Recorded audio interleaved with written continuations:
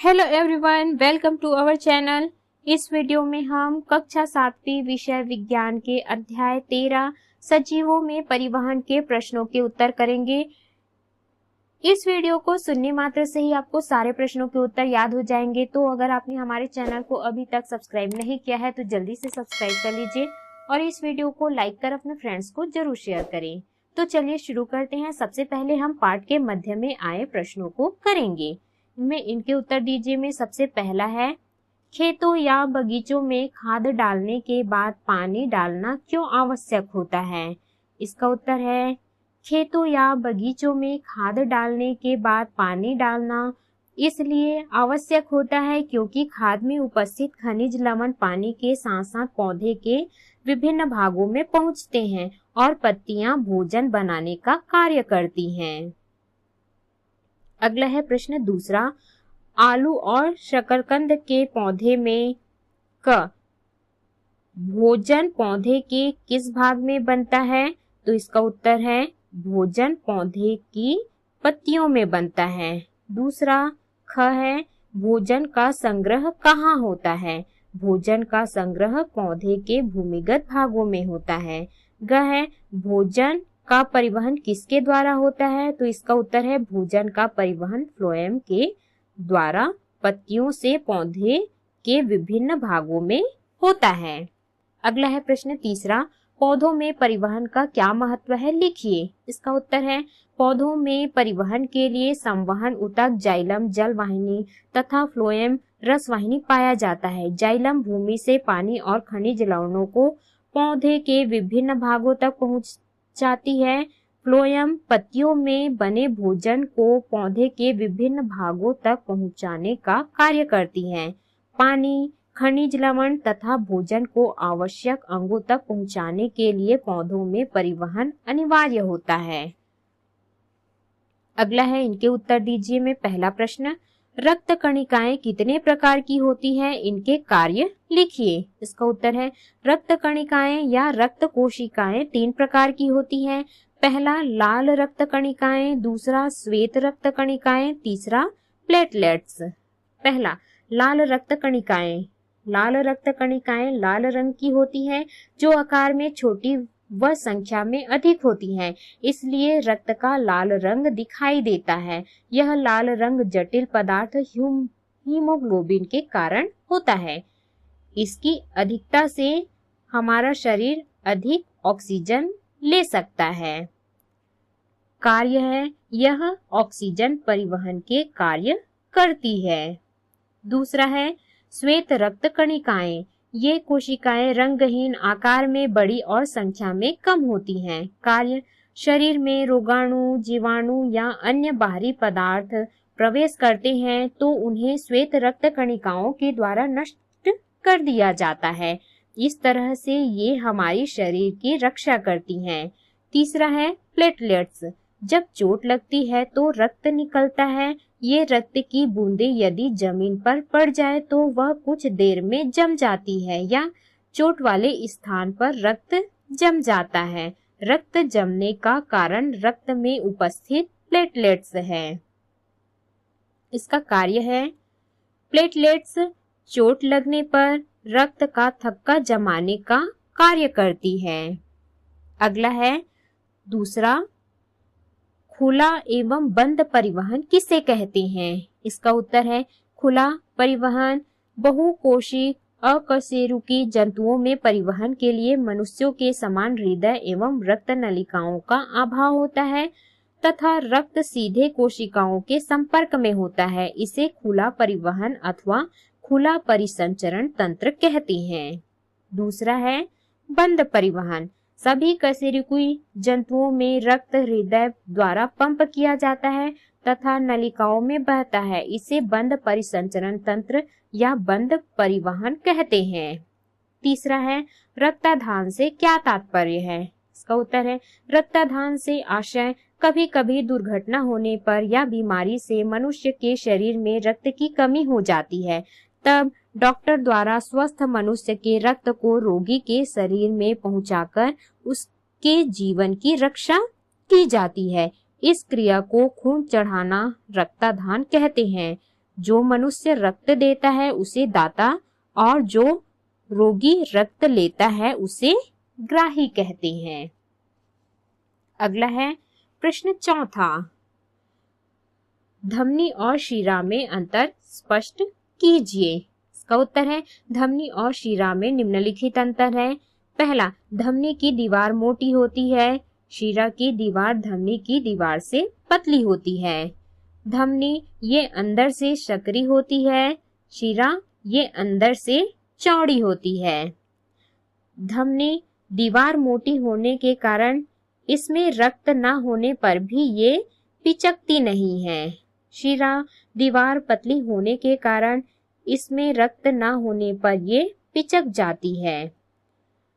धमनी इसमें रक्त तेज गति से झटके के साथ बहता है, शिरा इसमें रक्त धीमी व एक सी गति से बहता है। धमनी शुद्ध रक्त को हृदय से शरीर के समस्त अंगों तक पहुंचाती है, शिरा शरीर के समस्त अंगों से अशुद्ध रक्त एकत्र कर हृदय तक पहुंचाती है। अगला है प्रश्न पांचवा, स्पंदन दर किसे कहते हैं समझाइए। इसका उत्तर है प्रति मिनट स्पंदों की संख्या स्पंदन दर कहलाती है। धमनियों में प्रवाहित हो रहे रक्त के कारण स्पंदन गति धक धक को महसूस होता है। यह स्पंदन नाड़ी स्पंदन नब्ज कहलाता है। विश्राम अवस्था में किसी स्वस्थ वयस्क व्यक्ति की स्पंदन दर सामान्यतः प्रति मिनट 72 से 80 स्पंदन होती है। अगला है अभ्यास प्रश्नों के उत्तर। प्रश्न पहला, सही विकल्प चुनकर लिखिए। पहला, एक कोशिक जीवों में परिवहन होता है, तो इसका उत्तर है विसरण द्वारा। दूसरा, मनुष्यों में परिवहन होता है, तो इसका उत्तर है रक्त द्वारा। तीसरा है मनुष्य में रक्त परिवहन तंत्र का प्रमुख अंग है, तो इसका उत्तर है हृदय। चौथा, अकशेरुक जंतुओं में परिसंचरण होता है, तो इसका उत्तर है खुला परिसंचरण। पांचवा है किसी व्यक्ति के शरीर में रक्त की कमी का अर्थ है कम होना। अगला है प्रश्न दूसरा, रिक्त स्थानों की पूर्ति कीजिए। पहला, तने की छाल काटने पर छाल के साथ फ्लोएम भी नष्ट हो जाता है। दूसरा, रक्त संयोजी ऊतक है। तीसरा, प्लेटलेट्स रक्त को जमाने में सहायक है। चौथा है ऑक्सीजन युक्त रक्त धमनियों द्वारा पूरे शरीर में भेजा जाता है। पांचवा है ऑक्सीजन विहीन रक्त शिराओं द्वारा पूरे शरीर से एकत्रित कर हृदय में लाया जाता है। अगला है प्रश्न तीसरा, नीचे दिए गए प्रश्नों के उत्तर लिखें। प्रश्न पहला, रक्त परिवहन तंत्र में फेफड़ों का क्या कार्य है। इसका उत्तर है फेफड़े का कार्य, फेफड़े शरीर के विभिन्न भागों से लाए हुए ऑक्सीजन युक्त रक्त या कार्बन डाइऑक्साइड युक्त रक्त को ऑक्सीजन युक्त रक्त में बदलता है और कार्बन डाइऑक्साइड गैस को शरीर से बाहर निकालता है।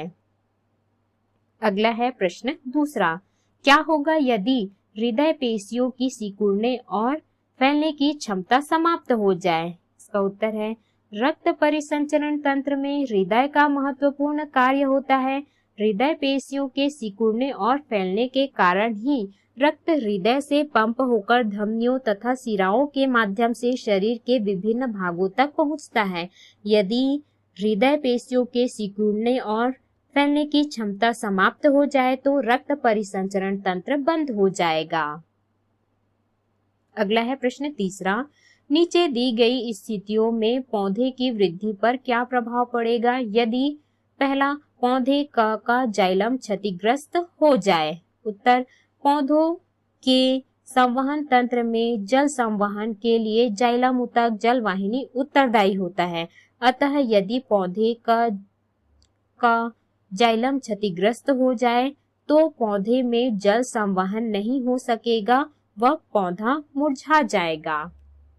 दूसरा है पौधे ख की छाल रोगग्रस्त हो जाए तो इसका उत्तर है पौधों की छाल में संवहन ऊतक फ्लोएम रसवाहिनी पाया जाता है जो पत्तियों में बने भोजन को विभिन्न भागों तक पहुंचाते हैं। अतः यदि पौधे ख की छाल रोगग्रस्त हो जाए तो भोजन पौधे के विभिन्न भागों में ठीक से नहीं पहुंच सकेगा।